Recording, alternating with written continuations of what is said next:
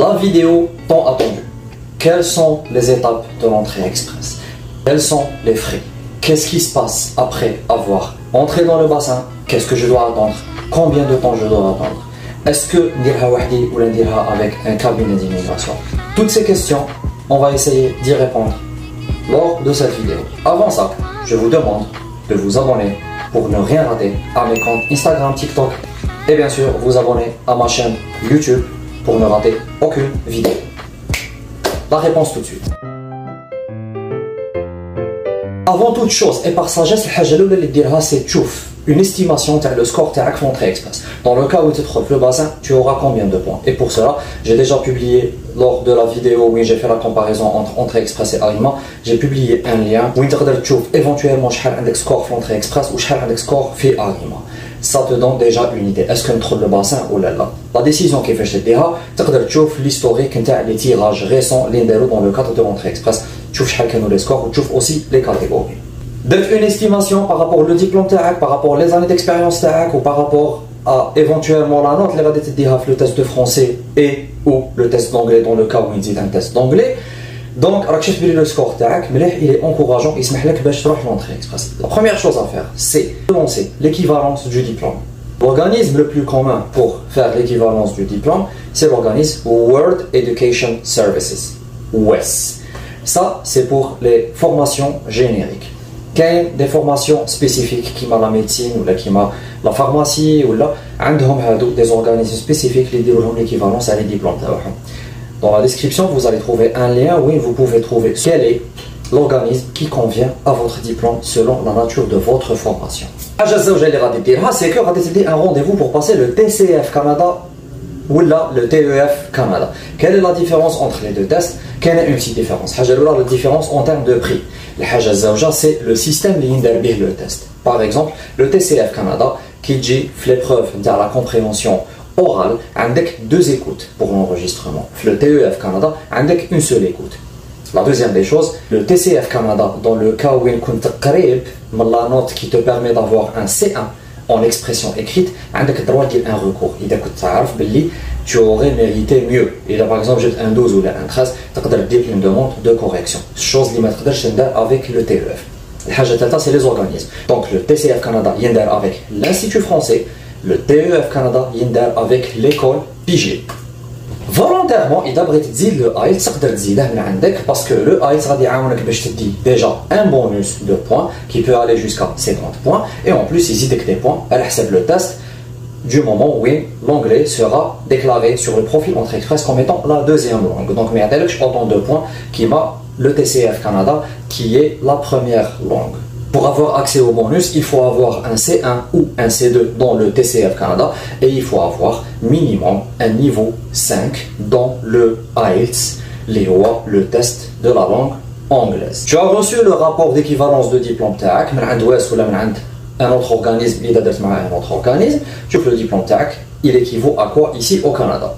Généralement, des licences Bac plus 3 ou Bac plus 4, qui met les licences classiques ancien système, c'est des diplômes qui équivalent à un bachelor. Bachelor, donc c'est le diplôme universitaire.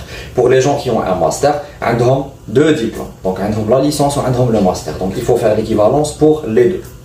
Et généralement, le rapport, il revient avec l'intitulé de diplôme post-secondaire. La troisième des choses, c'est d'aller chercher la classification nationale des professions, la CNP. Attention, c'est très important. J'ose même dire que c'est fatal. Une fausse CNP, le profil entrée express, elle est fatale, éliminatoire. Elle est considérée comme étant une fausse déclaration. Il faut vraiment faire très attention à ça. C'est un détail qui est très important. Parce que avec une réflexion très simple, basique, qui m'a donné au début, tu vas le poste, le titre le poste je vais tu les tâches, les tâches, mais kif. Donc le titre c'est le même, mais les tâches ne sont pas pareilles. Au Canada, ils s'intéressent aux tâches et non pas au titre. Donc il faut vraiment être très prudent en trouvant les CNP. Donc il faut aller sur le site de la classification nationale des professions. Le lien il est en description. Et vous allez chercher la CNP pour chaque expérience professionnelle. À propos de l'expérience professionnelle, حاجة qui n'est pas justifiée, mais عندكمش عليها une preuve, il ne faut pas du tout la mettre sur le profil. Il faut vraiment faire très attention par rapport à ça. Il faut mettre juste حاجة اللي عندك les papiers نتاعها. Parce que علاش اليوم في le profil تاعك في Entrée Express حط واش راك باغي. ما غادي تسكاني aucun document, ما غادي تبعث aucun document. Prochaine étape. Après l'extraction, au moment où il vous êtes invité à présenter une demande de résidence au gouvernement canadien, vous allez justifier tout ce que vous allez dire sur le profil Entrée Express. Et si jamais quelque chose n'est pas conforme à ce que vous avez déclaré sur le profil, impossible de faire marche arrière et modifier. Donc, vous serez dans l'incapacité de soumettre la demande.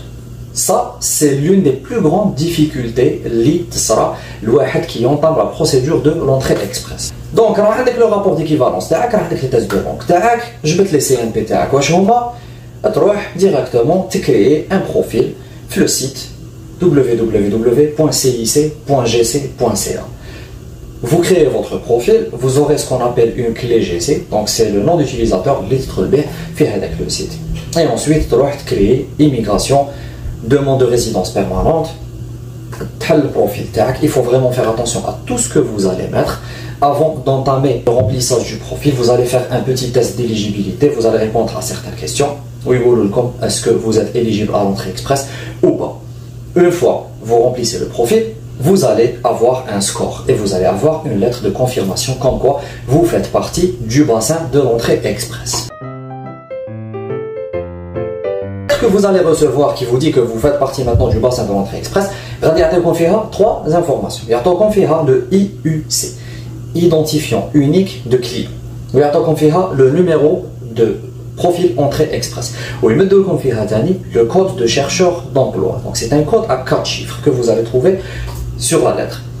Le code de chercheur d'emploi, il sert à quoi? Une fois c'est bon, le bassin, le site officiel du gouvernement du Canada, guichet emploi. Vous pouvez vous inscrire, vous pouvez entrer toutes vos informations et vous allez entrer votre code de chercheur d'emploi. Ça veut dire que vous allez apparaître pour les employeurs Canada comme étant une personne à la recherche d'emploi. Après, c'est un détail. Canada, ça reste propre à l'appréciation de l'employeur. À 100%, c'est impossible de décrocher un poste. Ce que je peux vous dire, c'est qu'il y a des gens ici au Canada qui sont en chômage, notamment dans certaines provinces, notamment dans certaines régions. Avec le recruteur, il dit que en chômage, donc le recruteur, logiquement, quand il veut recruter, en priorité, il va passer par la main-d'œuvre disponible, à moins que ait une spécialité vraiment très particulière, un métier spécialisé, ou une liste à les métiers spécialisés. Je vais publier encore une fois le lien, parce que tu fais la liste à les métiers spécialisés, ou tu fais si vous êtes situé ferrant. Il y a des gens qui peuvent décrocher du travail à partir de l'Algérie. Exemple, les métiers de santé, parfois ils disent des tirages spécifiques pour les métiers de santé. Les chauffeurs poids lourds, parfois ils disent des tirages spécifiques pour les chauffeurs poids lourds. Donc les gens, ils savent, ils peuvent passer le permis poids lourd. Tant qu'ils sont encore en Algérie, ils le font, parce que ça reste toujours un plus. Des tirages spécifiques. La dernière fois, par exemple, il n'y a pas longtemps, ils ont fait un tirage spécifique au métier agricole. Donc, c'est des gens qui sont passés en priorité. Décrocher une offre d'emploi, c'est quelque chose qui est différent. Donc, tu es en contact avec des employeurs, tu les sites qui m'a guichet emploi, ou qui m'a Indeed, ou qui m'a LinkedIn, tu es en contact avec des employeurs, avec des recruteurs, où tu tentes ta chance. Mais entre-temps, le profil تاعك راك في الباسا, le profil تاعك راه يتمشى وراك تقرا في l'extraction تاعك. Aujourd'hui, les extractions qui font de la même façon que Bekri. Bekri, ils hakmou le bassin. Aujourd'hui, on va inviter les 5000 meilleurs. Les 5000 meilleurs, tout dépend de est-ce que tu as fait 475, 480, 500, 520, tout dépend. Parfois, ils disent des tirages à un programme spécifique. Aujourd'hui, on va faire un tirage uniquement pour les candidats de province. Les candidats de province, c'est une désignation provinciale. Ils ont été invités par une province. Ils ont rempli le dossier à la province, la demande à la province, et la province les a acceptés. Il y a deux sortes d'extraction le bassin de l'entrée express. Qu'un l'extraction fédérale et qu'un l'extraction provinciale. Comment ça se passe? Donc il a le score TAC, il est très élevé.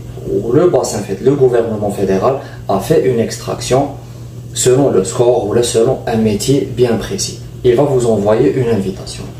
Encore une fois, je vais vous poster le lien pour voir l'historique des extractions précédentes, pour avoir une idée. Ce n'est pas comme avant où l'extraction se faisait uniquement selon le score, mais l'extraction peut se faire même selon le métier ou selon la langue. Il y a eu 2 ou 3 extractions à la fin de l'année précédente qui ne concernaient que les francophones. Et le score n'était pas vraiment élevé. Au KM, l'invitation provinciale, ce qu'on appelle LOI ou la Letter of Interest. Parfois, une province, chef le profil, a un besoin, la période, elle a invité des gens selon des critères qui y a une lettre d'intérêt. Le compte entrée express, la province Flania, elle s'intéresse à vous, elle vous envoie une lettre d'intérêt si jamais vous voulez vous présenter dans le cadre de son programme d'immigration propre à elle. C'est quoi la différence? La différence, c'est que qui dit une invitation fédérale, vous allez faire une seule demande au gouvernement fédéral. Et c'est à ce moment-là, oui, vous allez envoyer tous vos documents et vous allez faire les autres étapes. Mais une invitation provinciale, vous allez faire une demande de désignation provinciale selon le programme et les conditions de la province. Toutes les provinces, généralement, envoient des lettres d'intérêt aux gens qui se trouvent au bassin. Tout dépend, encore une fois, si vous répondez à leurs critères à elles. Si vous voulez savoir plus sur les critères de sélection dans les provinces, je vous poste aussi un autre lien pour avoir une idée sur les différents programmes dans les différentes provinces. Dans le cas où il la lettre d'intérêt dans la province, vous dire la demande via la province, si elle vous accepte, elle va vous envoyer une désignation. Ça veut dire qu'il y a le candidat dans la province. Et vous aurez automatiquement 600 points qui vont s'ajouter à votre score sur l'entrée express. Automatiquement, le tirage suivant, vous avez un score très élevé, donc vous serez tiré d'office. À ce moment, vous allez envoyer une autre demande au gouvernement fédéral, parce que la province n'a pas la résidence permanente. C'est le gouvernement fédéral qui a la résidence permanente. Il n'y a que le gouvernement fédéral qui a la résidence permanente. Mais vous serez toujours considéré comme étant un candidat de cette province. Où est la différence? C'est que qu'est-ce qu'on candidate avec la province? C'est que vous allez vous engager à aller vous installer avec la province et rester durant les 3 années de la résidence permanente en attendant le citizenship. Ça, c'est la règle. Ça, c'est la loi. Ça, c'est l'engagement que vous avez signé. Maintenant, il y a des gens qui le respectent, il y a des gens qui ne le respectent pas, il y a des gens qui, pour une raison ou une autre, quittent la province et la province. Il y a des gens, même l'entrée express qui est destinée à tout le Canada, sauf le Québec. Il y a des gens qui sont en train de venir avec l'entrée express vers le Québec. Ça, c'est une autre paire de manches et je ne vais pas aborder ce sujet parce que déjà, par le règlement de l'entrée express, ça reste interdit. Dans le code civil canadien, un résident permanent, il a le droit de vivre là où il veut. La contradiction de ça. Mais par contre, l'exception, c'est que qui dire entrée express, tu t'engages, tu vas renoncer au droit de mobilité. Ça veut dire le Canada sauf le Québec. Ou il y a une désignation provinciale, tu vas renoncer à ton droit de mobilité et tu t'engages fais la province et non pas dans d'autres provinces. C'est bon. Le tirage, j'ai l'invitation pour présenter la demande de résidence permanente. C'est la chose la plus excitante qui le bassin de l'entrée express. C'est vraiment la meilleure nouvelle que tu peux le parcours. J'ai l'invitation pour présenter une demande de résidence permanente. Alors là, oui, l'étape la plus sérieuse. Oui, les accidents ne sont plus tolérés. Oui, l'erreur n'est pas tolérée. Il faut que vous sachiez une erreur lorsque vous remplissez votre demande de résidence permanente ou même lorsque vous remplissez votre profil entrée express, elle est fatale. Donc là, c'est le moment décisif. Moi, je suis le profil entrée express. J'ai l'invitation fédérale pour présenter une demande de résidence permanente. Il n'y a plus lieu de faire marche arrière. Moi, je déclare le profil. Vous devez le justifier maintenant avec tous les documents nécessaires. Donc, il y a l'entrée express ou la déclaré qui n'est pas réelle. Non, il n'y a pas lieu de faire marche arrière. C'est pour ça que je vous dis, il faut vraiment être très prudent. Et c'est là où, éventuellement, pour plus d'assurance, vous aurez besoin d'un bureau ou d'un expert en immigration et je vais parler de ça à la fin de ma vidéo.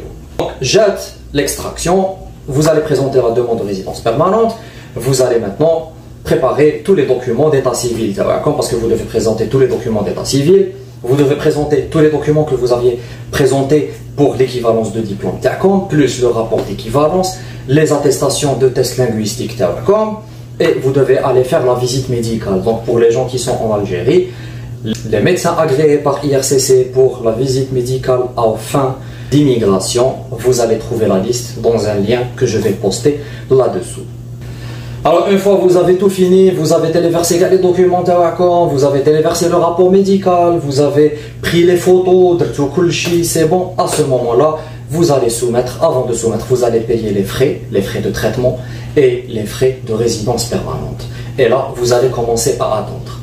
La prochaine étape après ça, vous allez recevoir une lettre qui va vous demander d'aller faire la biométrie.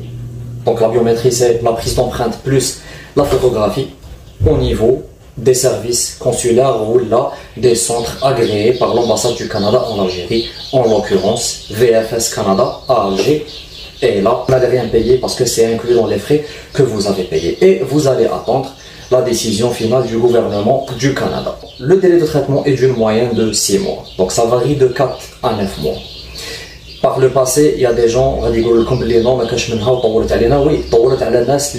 ils ont ouvert les demandes juste après le Covid. Pendant une année de Covid, IRCC donc ils se sont retrouvés avec un backlog, avec beaucoup de demandes en retard. Et il des gens qui ont souffert le plus, c'est les anciens combattants à l'entrée express. Il y a des gens qui au bout d'une année et demie, au bout de 2 ans, au bout de 2 ans et demi, mais quand même. Mais le délai normal promis par IRCC est d'une moyenne de 6 mois. Une fois que je fais l'extraction où tu as présenté la demande de résidence permanente, là, il ne faut pas rester à stresser et à se rouler les pouces. Non, il faut en profiter. Allez-y, faites des recherches, découvrez la vie au Canada qui d'ailleurs. Faites une comparaison entre les provinces. Projetez-vous. Vous voulez vous installer où? Qui fait quelle province, quelle ville, vous voulez faire quoi? Vous pouvez commencer d'ores et déjà à faire du réseautage. Mettez à jour votre profil LinkedIn, contactez des gens qui se trouvent au Canada, faites-vous connaître, entrez en contact, même si pas dans l'espoir d'avoir une offre d'emploi en étant en Algérie, mais au moins vous faire connaître, faire des relations, établir des relations avec des gens ici au Canada. Directement Canada. La relation la prise de contact ça c'est le plus, c'est le grand plus que vous pouvez gagner. Faites de la prospection, regardez les logements, regardez le loyer, comparez entre les villes, essayez d'avoir une idée sur les courses, un panier, combien vont me coûter mes courses. Projetez un peu vos dépenses, vous allez commencer à dépenser par mois. Projetez un peu combien vous allez encaisser comme salaire, etc. Ça, c'est le grand travail à faire qui peut se faire à partir de l'Algérie en étant en attente de la réponse du gouvernement canadien. Une fois que vous allez recevoir la décision du gouvernement du Canada, ils vont vous demander d'envoyer vos passeports au service de Visa Canada en Algérie ou là dans n'importe quel pays où vous êtes. Et là, vous devez envoyer vos passeports. Vos passeports vous seront retournés, Inch'Allah, si tout se passe bien, avec le visa d'immigration, une seule entrée au Canada et avec le certificat de résidence permanente pour vous ou là pour les membres de votre famille si vous allez faire ça en famille. La question que tout le monde a envie de poser, c'est combien va me coûter tout ça? Et ça, c'est une très très bonne question. Donc pour commencer, la première des choses, c'est les tests de langue. Donc si vous allez faire le TCF Canada, ça va vous coûter 37 000 dinars. Si vous allez rajouter le IELTS coûte 34 000 dinars. Si on va vers l'équivalence donc WES va vous coûter 248 $ canadiens. Sans oublier les traductions. Les traductions, il faut compter une moyenne de 3 000 dinars par document. Les traductions, vous n'allez pas traduire seulement les documents pour l'équivalence de diplôme. Vous allez traduire aussi les documents d'état civil que vous allez envoyer lorsque vous allez soumettre votre demande de résidence permanente, y compris casier judiciaire, vos extraits de naissance, vos fiches familiales, vos actes de mariage, les extraits de naissance de vos enfants, etc. Donc il faut compter environ 40 000 dinars de traduction. La visite médicale, ça va vous coûter, tout dépend, 15 000 à 20 000 dinars parce qu'il y a des scanners, il y a des analyses aussi à faire. Si vous êtes loin du lieu là où vous allez faire la visite médicale, donc il faut aussi prévoir l'hébergement. Les frais de traitement et les frais de résidence permanente de IRCC, c'est 1 365 $ canadiens par personne adulte. Des frais maintenant, donc tous les frais que je viens de mentionner, les frais libéraux, et des faux frais à gauche et à droite, ça va chercher dans les 45 millions pour une personne. Là, je parle d'une personne qui va faire rentrer express. Pour une famille, donc il faut multiplier ça. Je vous dis pas ça, mais on a des estimations. La plus importante pour l'entrée express, c'est bien la preuve de fond. La preuve de fond, c'est quoi? Vous allez justifier que vous avez de l'argent de côté qui dort, que vous n'utilisez pas, qui ne circule pas. Vous n'allez pas justifier l'existence de cet argent avec un bien immobilier ou là avec un bien mobile comme une voiture. Vous allez justifier que vous avez de l'argent qui se trouve dans un compte bancaire, que ce soit en devise étrangère ou là en dinar algérien avec le taux bancaire officiel, selon le barème de IRCC pour la preuve de fonds. Le barème, il varie à le nombre de personnes par famille. Donc, je vous le barème, la famille, il a ou en famille, vous êtes combien de personnes et combien vous devez justifier. C'est de l'argent, vous devez justifier qu'il existait dans votre compte 6 mois avant d'avoir présenté la demande de résidence permanente. Donc, on va la fameuse question. Est-ce que dire ou vers un cabinet d'immigration? Aujourd'hui, je vais répondre en toute franchise à cette question.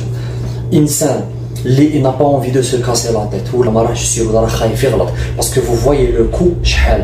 Donc, imagine, tu risques 45 millions ومن بعد الشر parce que d'être غلطة quelque part راح كل شيء refus avec interdiction de présenter une demande de visa ou de résidence pendant au moins 5 ans parce que le Canada ils sont très sévères là-dessus. غلطة يحسبوها لك en tant que fausse déclaration. Dans ce cas أنا نقول لك oui. Chouf un conseiller à l'immigration, chouf un cabinet d'assistance à l'immigration. Mais avec réserve. ماشي كاع اللي يقول نعرف يعرف وماشي كاع اللي يقول باللي il maîtrise vraiment. Avec tout le respect que je dois للناس اللي راهي تخدم على روحها في الجزائر، كاين اللي راه دروا كيدير للناس في لي دوموند ديميغراسيون ما يعرفش ميم با كندا وما جالهاش ميم با. اسكو سي نورمال نمد انايا لافونير نتاعي باسكو سي ان بروجي دافونير هذا pour moi, pour ma famille, pour mes enfants ou même pour moi seul, je le confie à quelqu'un qui ne connaît même pas, qui ne sait même pas à quoi ressemble le Canada. Ana personnellement هذه ما نديرهاش.